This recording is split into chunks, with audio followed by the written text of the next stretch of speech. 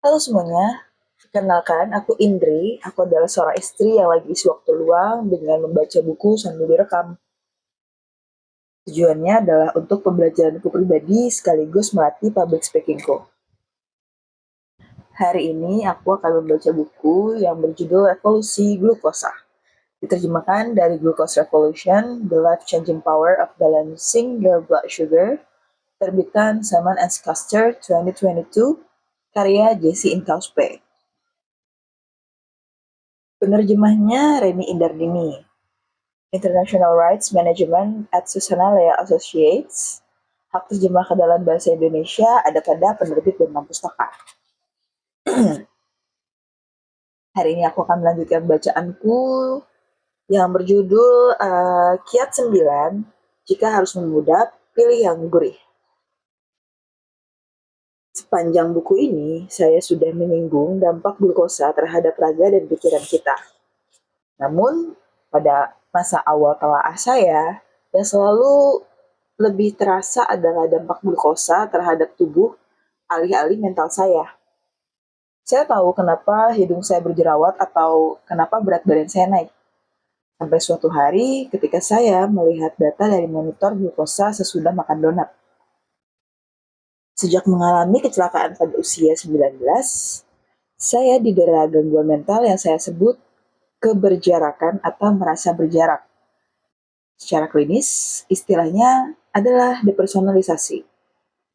Ketika sedang kambuh, saya merasa seolah-olah sebagian diri saya meninggalkan tubuh saya. Ketika bercermin, saya tidak mengenali diri sendiri. Ketika memandang tangan sendiri, saya merasa tangan itu adalah milik orang lain. Mata saya seakan berkabut.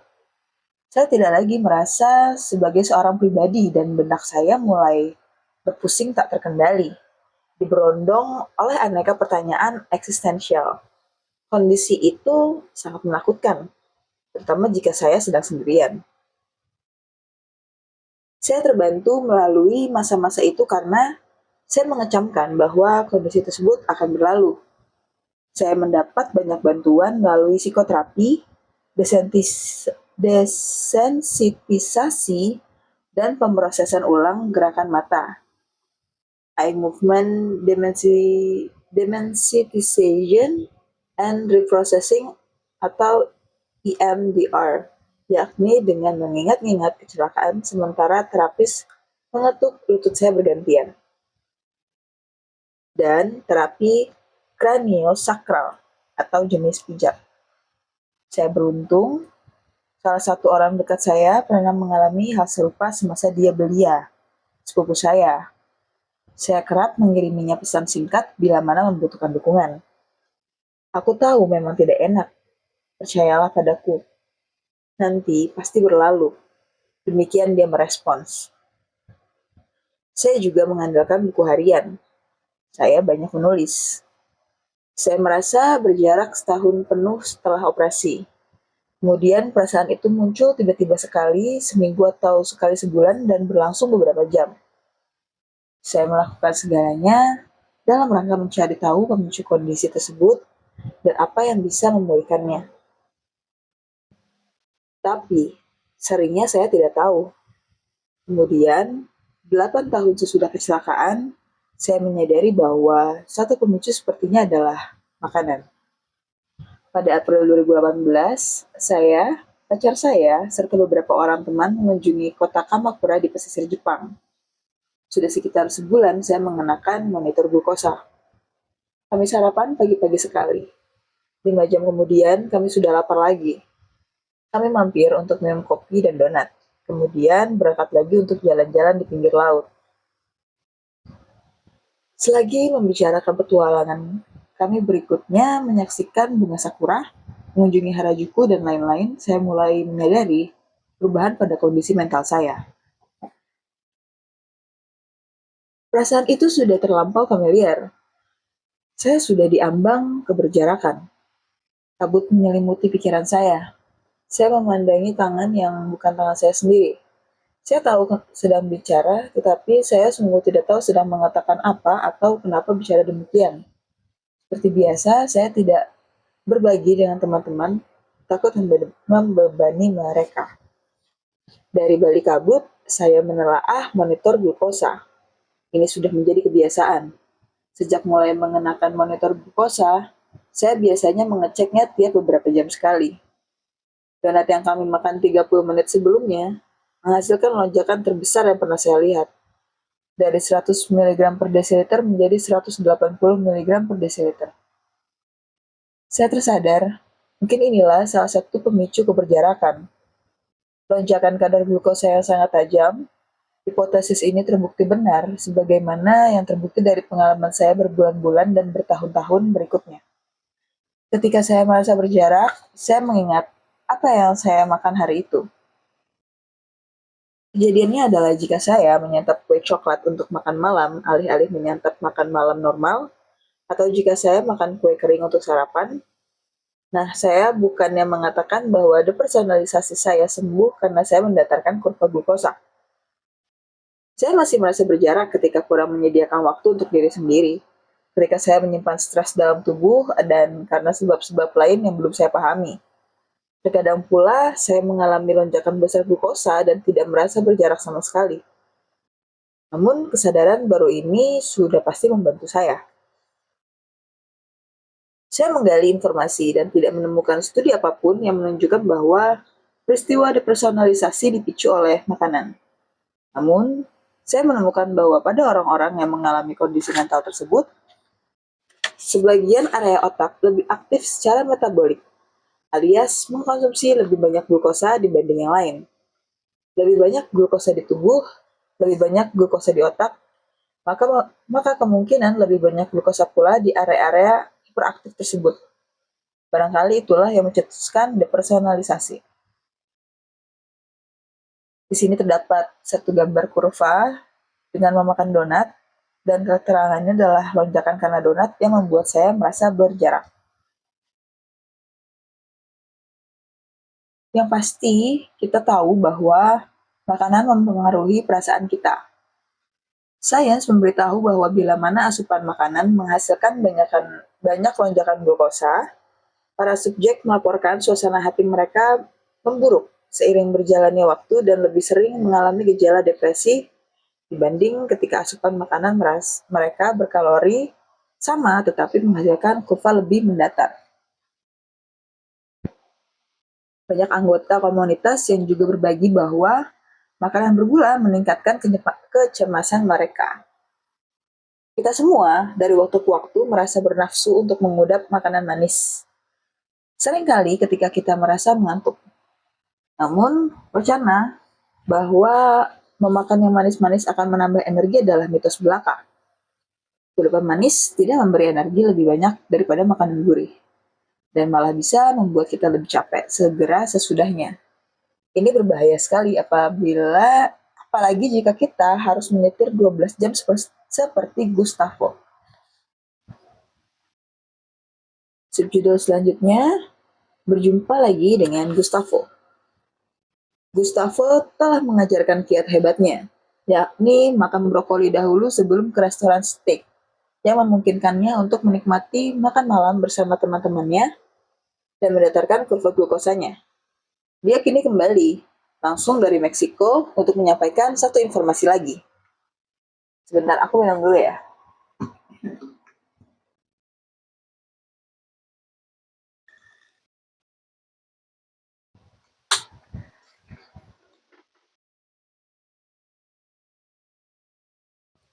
Oke.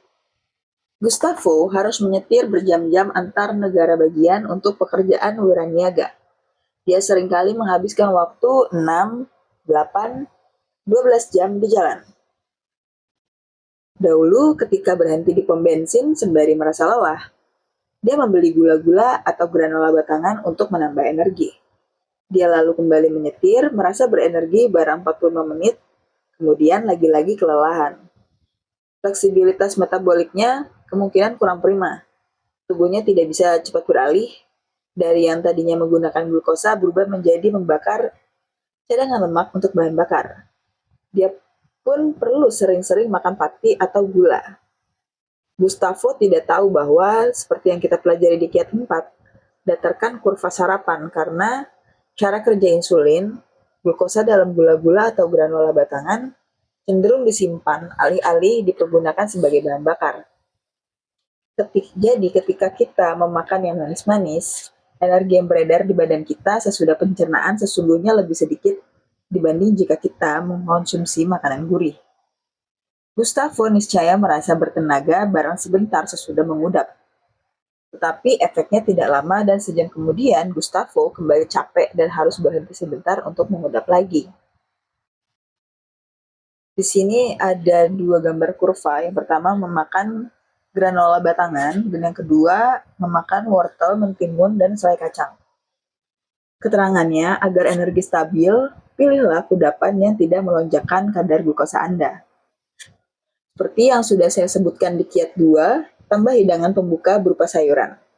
Gustavo pertama-tama memutuskan mengubah gaya hidup sesudah orang-orang dekatnya meninggal karena komplikasi yang terkait dengan diabetes tipe 2. Gustavo mengganti sereal pada pagi hari dengan jus penstabil glukosa yang dia buat dari biji rami, nopal atau jenis kaktus, dan akar ginseng Peru. Kata Gustavo, rasanya lebih enak daripada kedengarannya. Sehabis makan, dia jalan-jalan alih-alih duduk. Dia menjadi lebih bijak dalam memilih kudapan di jalan. Tidak lagi gula-gula atau granola batangan dari pom bensin. Lebih baik membawa bekal wortel, mentimun, dan selai kacang tanah. Itu pula lah yang sekarang senantiasa dia lakukan. Dewasa ini, berkat kurva glukosa yang lebih datar, Gustavo tidak merasa mengantuk berat tengah jalan bebas hambatan. Energi stabil sepanjang perjalanan menyetir. Berat badannya juga turun 40 kg. Dosis obat depresinya berkurang dan rasa linglungnya lenyap. Jika Anda menginginkan energi dan saya tahu ini memang kontraintuitif, jangan makan kudapan yang manis. Hindari gula-gula atau granola batangan. Sebaliknya, pilihlah kudapan gurih dan jangan yang berpati, sebab pati juga diubah menjadi glukosa. Berikut ini kudapan gurih andalan saya. Kudapan gurih bebas lonjakan glukosa. Waktu penyiapan 30 detik. Irisan apel yang diolesi selai kacang, irisan apel dengan segumpal keju, irisan paprika dengan sesendok guacamole untuk cocolan, seledri tangkai yang diolesi selai kacang, secangkir yogurt Yunani 5% yang ditaburi segenggam kacang pecan, secangkir yogurt Yunani 5% yang dikucuri selai kacang, beberapa batang wortel muda dan sesendok hummus, segenggam kacang macadamia dan sepotong coklat hitam 90%, segenggam kulit ayam, telur rebus keras dengan saus pedas, segumpal keju, irisan kelapa dengan sedikit garam, cracker berbiji dengan seiris keju, seiris daging sapi asap, telur rebus setengah matang dengan garam dan merica, lalu sesendok selai kacang. Kita akan masuk ke kiat 10 dengan judul beri pelengkap untuk karbohidrat. Saya tidak tahu bagaimana dengan Anda, tetapi saya tidak selalu sempat makan sambil duduk. Seringkali pula saya lapar padahal tidak ada makanan sehat di sekitar saya. Cuma ada toko pojok jalan sebelum saya harus menghadiri rapat berikut atau kedai kopi di bandara sebelum saya harus naik pesawat. Jadi kiat ini adalah untuk saat-saat tersebut, di keseharian saat kita harus makan sambil jalan, ketika kita harus membeli makanan sebelum naik bus, menghadiri pesta atau sarapan resmi, buru-buru sepulang kerja, atau harus berhenti dalam perjalanan. Kiat ini adalah untuk saat-saat ketika kita akan makan kue untuk sarapan karena kita sedang lapar dan kebetulan ada kue. Solusinya sederhana dan saya sudah menyebut-nyebutnya sepanjang buku ini. Padukan pati dan gula dengan lemak, protein atau serat. Jadi berikut kiat tersebut. Alih-alih membiarkan karbohidrat berkeliaran sendiri, saya memberinya pelengkap. Pelengkap untuk karbohidrat mengurangi beberapa banyak dan seberapa cepat glukosa diserap oleh tubuh kita. Silahkan makan brownies di rumah teman Anda. Tetapi mintalah pelengkap berupa yogurt Yunani juga. Makanlah bagel saat rapat bisnis, tetapi lengkapi dengan file salmon asin. Beli makan siang dari kafe untuk dibawa, tetapi tambahkan bahan-bahan dari bar salad toko pojok jalan, tomat cherry dan kacang-kacangan. Jika Anda membuat kue kering, tambahkan kacang-kacangan ke adonannya. Jika Anda menyajikan puding apel, kucurkan krim ke atasnya. Sebentar ya, aku minum lagi.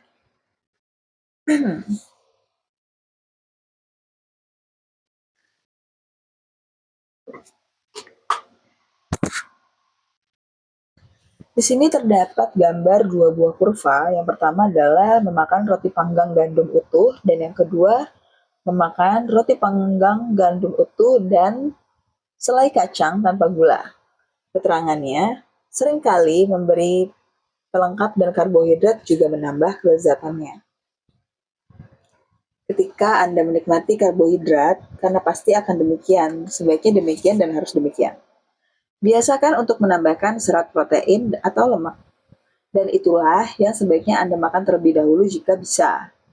Bahkan kudapan gurih yang sudah lebih baik untuk kurva glukosa Anda sekalipun masih mengandung pati. Juga mesti diberi pelengkap.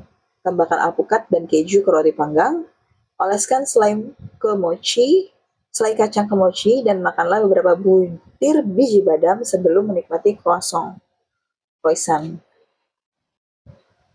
Sini terdapat dua buah kurva. Yang pertama memakan semangkuk nasi, dan yang kedua memakan semangkuk nasi dan separuh alpukat. Keterangan nasi lebih baik untuk kita ketika disertai pelengkap. Ini ada pertanyaan. Saya pernah mendengar bahwa menambahkan lemak ke hidangan tidak baik karena meningkatkan lonjakan insulin.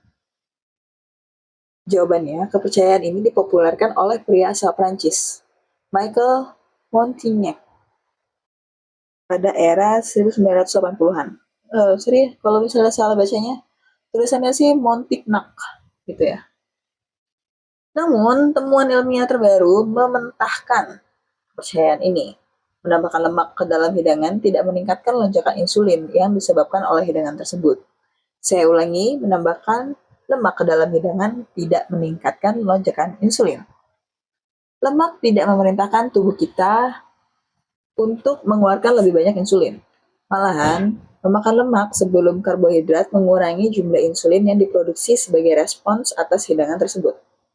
Memakan karbohidrat secara tersendiri bukan saja buruk untuk kadar glukosa kita, melainkan juga memorak-porandakan hormon-hormon lapar kita.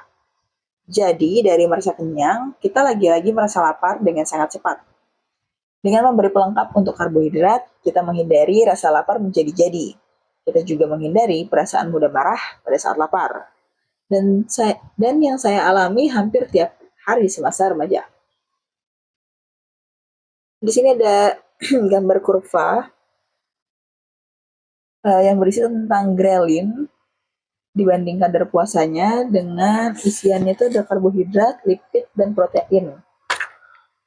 Keterangannya, ketika kita memakan karbohidrat secara tersendiri, hormon yang menyuruh kita makan berfluktuasi secara cepat. Kemudian menjadikan kita lebih lapar daripada sebelum makan. Karbohidrat memicu rasa lapar kita sehingga naik turun tak terkendali bak roller coaster, sedangkan lemak dan proteinnya tidak. Kita masuk ke subjudul selanjutnya. Mari berkenalan dengan Lucy dan pembawaannya yang mudah marah. Saya khawatir kalau menghancurkan hubungan saya dengan semua orang satu demi satu. Inilah pengakuan dari mulut Lucy, 24 tahun, seorang atlet heptathlon yang tinggal di Britania Raya. Lucy kerap membentak-bentak orang tuanya dan berkata-kata ketus kepada teman-temannya. Gara-gara perilakunya, orang-orang enggan berada di dekatnya. Dia belakangan menemukan bahwa biang keladinya ternyata bukan dia sendiri, melainkan karbohidrat yang tidak diperlengkapi. Ribuan studi ilmiah menunjukkan dampak negatif lonjakan glukosa terhadap tubuh kita, tetapi seperti yang saya sebutkan di bab terdahulu, keterkaitan mencengangkan antara glukosa dan pikiran masih saja bermunculan. Saya sudah memaparkan penelitian yang membuktikan bahwa semakin banyak lonjakan glukosa yang ditimbulkan oleh pola makan kita, semakin kita merasakan gejala depresi dan kecemasan. Namun, berkat sebuah eksperimen menarik baru-baru ini, kita juga tahu bahwa ketika kita memakan sarapan yang menimbulkan lonjakan glukosa, lebih besar kemungkinannya kita menjadi judes dan kurang ramah terhadap rekan-rekan sejawat. Pengakuan Lucy mungkin terkesan ekstrim, tapi lonjakan glukosanya juga ekstrim sebab dia menderita diabetes tipe 1. Para penyandang diabetes tipe 1 tidak memiliki kemampuan untuk membuat insulin berjumlah mencukupi. Tanpa insulin, ketika lonjakan terjadi, glukosa tidak bisa masuk ke sel-sel secara memadai. Jadi lama sekali kadar glukosa yang beredar dalam darah tetap tinggi, sedangkan sel-sel sudah kelaparan karena butuh energi. Ini mengakibatkan persoalan besar. Sebelum Lucy mendapat diagnosis diabetes pada usia 15 tahun, dia bahkan tidak punya tenaga untuk sekedar mengangkat garpu. Pada hari pertamanya selepas mendapat diagnosis diabetes tipe 1, para perawat di rumah sakit memberi Lucy sepiring pasta polos untuk dimakan. Kemudian mereka mengajari cara memasukkan insulin dengan jarum suntik ke abdomennya. Insulin menyebar ke seluruh tubuhnya, membantu glukosa dari pasta masuk ke sel-selnya dan mendatangkan lonjakan dari pasta yang dimakan. Para perawat menjelaskan, makanlah karbohidrat pada tiap waktu makan dan suntikan insulin tiap kali makan. Semakin besar lonjakan glukosa dari makanan yang baru kita konsumsi, semakin banyak insulin yang perlu disuntikan. Ini mungkin terkesan lugas untuk orang yang tidak menderita diabetes, tetapi penentuan dosis yang tepat membutuhkan sains. Kita harus terus-menerus menghitung berapa banyak kadar glukosa sejam berikutnya. Selalu membuat rencana di muka untuk menghindari kenaikan dan penurunan tajam yang ditakuti. Makan, tidur siang, olahraga, semua berubah menjadi persoalan matematika. Lonjakan besar dan penurunan besar adalah tantangan dalam keseharian sebagian besar penderita diabetes tipe 1. Sebagai contoh, begitu didiagnosis menderita diabetes tipe 1, kadar glukosa Lucy ada kalanya naik sampai 300 mg per desiliter. Kemudian merosot hingga 70 mg per desiliter. Kemudian naik ke angka 250 mg per desiliter dan turun lagi ke angka 70 mg per desiliter. Tiap hari. Ingat, sebagai orang yang tidak menderita diabetes, lonjakan tertinggi saya adalah dari 100 mg per desiliter ke 180 mg per desiliter. Gara-gara makan donat sewaktu perut kosong dan saya merasakan sekali efek sampingnya. Efek samping yang Lucy rasakan malah lebih menjadi-jadi. Tiap pagi dia bangun sambil merasa pengar. Tiap kali kadar glukosanya tinggi, dia membentak-bentak ibunya. Lucy tidak bisa mengendalikan diri, kemudian menangis karena menyesal sesudahnya. Marah-marah di rumah sudah biasa, tetapi kemudian teman-teman setimnya mulai menghindarinya juga di sekolah. Untuk saya pribadi, lonjakan yang relatif kecil dibandingkan dengan yang bisa dialami oleh penderita diabetes dapat memicu rasa linglung dan depersonalisasi. Untuk Lucy, lonjakan yang mengakibatkan kemarahan tak terkendali, dia juga merasa terjebak. Dia berpikir, mau bagaimana lagi? Aku harus berdamai dengan kehidupan seperti ini. Lucy mulai mengecek forum-forum penderita diabetes tipe 1 untuk mencari saran mengenai cara menyikapi masalahnya. Orang-orang lain yang mengidap diabetes tipe 1 membicarakan bahwa mereka mendatarkan kurva glukosa dan membagi tautan ke akun Instagram saya. Lucy menemukan beberapa hal di sana dan yang membantunya. Pertama, dia melihat bahwa orang yang tidak menderita diabetes seperti saya juga bisa mengalami lonjakan glukosa melampaui 180 mg per desiliter. Dia terperangah. Dia semula mengira bahwa untuk orang-orang yang tidak menderita diabetes, kadar glukosa tetap stabil seharian antara 80 hingga 100 mg per desiliter. Informasi ini membuatnya tidak terlalu merasa sendirian. Semua orang ternyata kesulitan mendatarkan kurva glukosa. Kedua, Lucy melihat bahwa saya mengenakan monitor glukosa. Dia berkata, melihat Anda mengenakan monitor glukosa dengan bangga, padahal Anda tidak membutuhkannya, memberi saya keberanian untuk mengenakan alat itu juga. Saya tidak malu lagi karena itu. Terakhir, dia melihat bahwa bergantung pada apa yang kita makan, kita betul-betul bisa mendatarkan kurva glukosa kita. Lucy memahami bahwa dia bisa bertindak untuk mengatasi perasaannya, jiwa, raga, pikirannya yang tidak enak. Dia berkonsultasi dengan endokrinolog dan membuat rencana. Ketika Anda perlu suntikan insulin atau mengkonsumsi obat jenis apa saja, sangat penting untuk berkonsultasi terlebih dahulu dengan dokter Anda sebelum mengubah pola makan.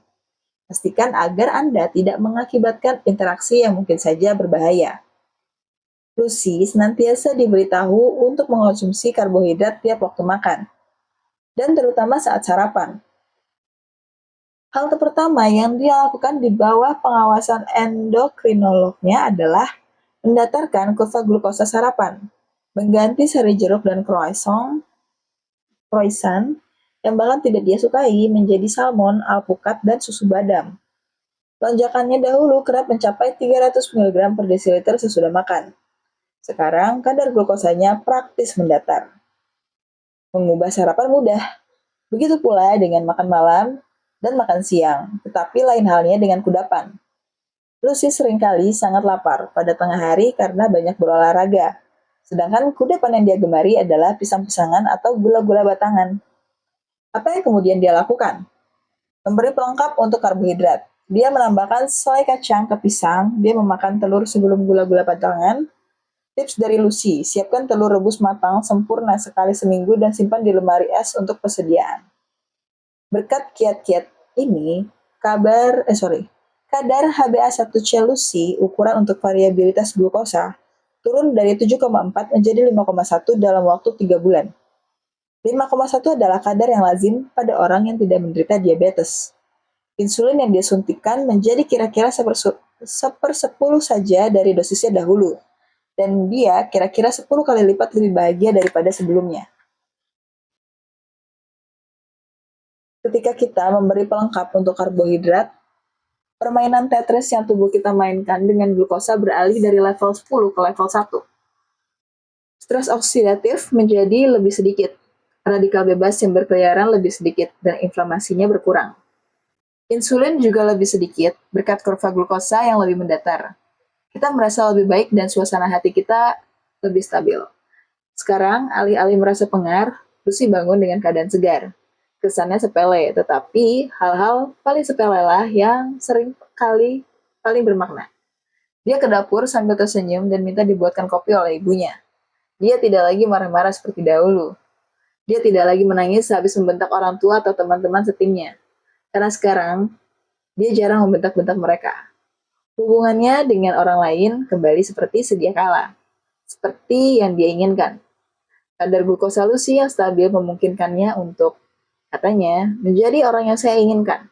Pokoknya, orang yang baik dan itulah yang paling penting. Saya mendengar banyak cerita seperti ini. Berkat kurva yang lebih datar, kita bisa lebih sabar dalam memperlakukan anak-anak kita. Lebih penyayang terhadap pasangan kita dan lebih suportif terhadap rekan-rekan kita. Coba ini. Pernah merasa mudah marah saat lapar? Pernah menyesali cara bicara Anda kepada orang-orang yang Anda kasihi? Pikirkan apa yang terakhir Anda makan sebelum situasi ini mengemuka. Anda mungkin bisa melacak akar penyebabnya ke karbohidrat yang tidak diperlengkapi. Oke, sampai situ dulu ya aku bacanya karena sudah hampir setengah jam. Seperti biasa, terima kasih sudah mendengarkan saya sampai episode ke 15 ya kayaknya. Ntar aku cek lagi deh. Ini udah lumayan banyak nih revolusi glukosa dan aku juga mau informasi aja kalau aku mencoba untuk mengikuti tahapan atau kiat-kiat yang ada dari buku ini dengan tes darah yang aku lakukan sendiri. Sebelumnya itu, sebulan yang lalu, gula darah aku itu ada di 272 mg per desiliter. Dan minggu kemarin, setelah aku mencoba kiat-kiat ini selama kurang lebih seminggu, dan juga dipantau oleh suami, gula darahku turun menjadi 190 mg per desiliter. Tidak signifikan, tapi lumayan. Dari 272 ke 190. Ini masih di atas normal. Jadi masih harus diupayakan. Dan aku harap untuk kalian yang mendengarkan ini bisa mendapatkan manfaatnya dan bisa mencoba kiat-kiatnya dan berupaya untuk mendatarkan kurva glukosa supaya hidup lebih sehat dan lebih panjang umurnya. ataupun juga berupaya seperti aku yang ingin punya anak juga, barangkali ini adalah salah satu jalannya. Terima kasih, semoga kita sehat selalu dan bye.